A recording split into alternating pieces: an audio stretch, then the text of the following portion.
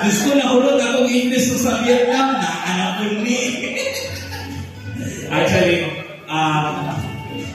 basta mga nato siya. Basta something English niya. Kaya sumpayan lang ito direct. One word. Patay na dyan. Sige na kayo explain mo na. Welcome. One word. English. Tao, bagay. Okay, sige, ikaw na niya. Good evening, everyone. One word. Good morning, everyone. 3 words yun. Good evening.